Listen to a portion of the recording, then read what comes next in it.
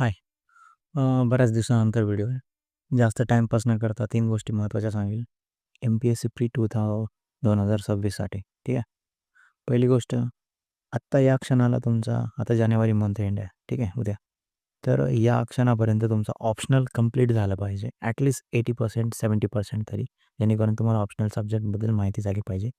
Second number, इथून पुढे सब्जेक्टचं start करताना समजा प्रीसाठी अभ्यास करताना डेली 50 क्वेश्चन्स एम-सी-क्यूजचे सोडवायचे आहेत, न विसरता. कारण जेवढी क्वेश्चन्स तुम्ही जास्त सोडवाल, तेवढा तुमचा अभ्यास जास्त होणार आहे. त्यात कुठलाही डाऊट नाही. प्लीज क्वेश्चन सोडवा. Don't skip it. आपण फक्त वाचत राहतो, पण त्याचं ॲनालाइज कधीच होत नाही. आणि क्वेश्चन हे त्याचं ॲनालाइज करण्याचं एक महत्त्वाचं साधन आहे. त्याच्यामुळं don't forget about the question practicing. Damn it.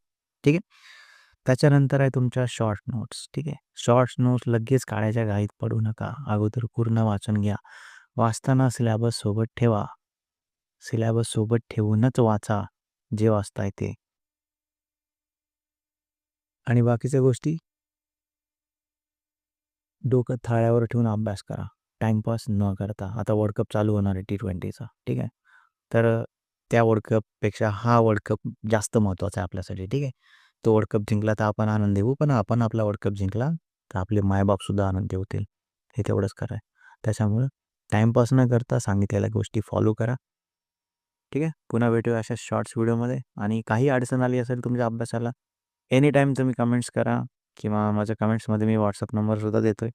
त्यावर तुम्ही कधीही मेसेज करून मला कुठलीही अडचण विचारा. I will be ready for you. ठीक आहे. Thank you.